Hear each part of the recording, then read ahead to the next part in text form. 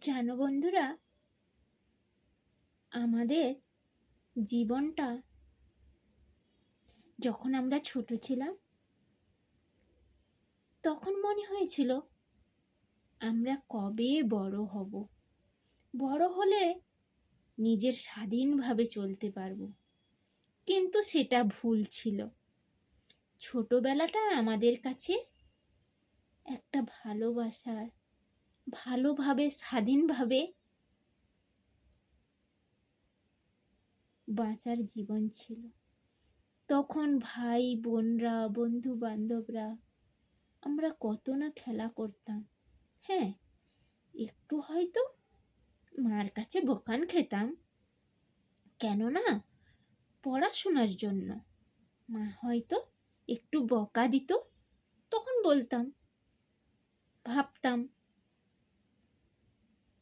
এই পড়াশোনার জীবনটা কবে শেষ হবে, কবে আমরা স্বাধীনভাবে বাঁচতে পারবো।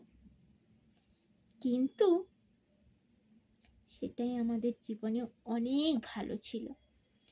বড় হয়ে বাবা মার কাছ থেকে আলাদা হয়ে সংসার জীবনে চলে আসলাম পরের হাত ধরে। স্বাধীনভাবে বাঁচা তো দূরের কথা, সবার কপালে হয় না স্বাধীনভাবে বাঁচতে।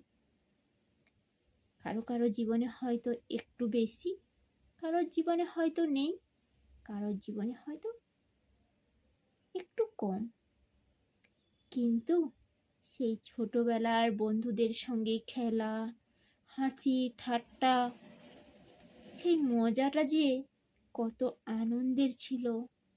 আবার মাঝে মাঝে রাগ, ঝগড়া, কথা না বলা। কিছুদিন খেলার সঙ্গে সঙ্গে যখন ঝগড়া হয়ে যেত আমাদের, তখন কথা বন্ধ হয়ে যেত, আবার ঠিক মিল হয়ে যেত।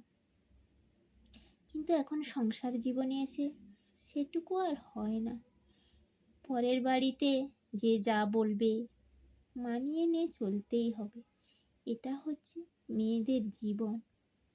না মানতে পারলে কাউকে কিছু বলতে পারবে না।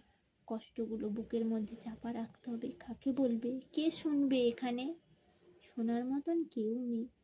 নিজের মা হলে তাও একটু মানতো, বা মাকে অনেক কিছু বলা যেত। কিন্তু এখানে যে যাই বলবে তাই তোমাকে মেনে চলতে হবে, কিছু বলতেই পারবে না।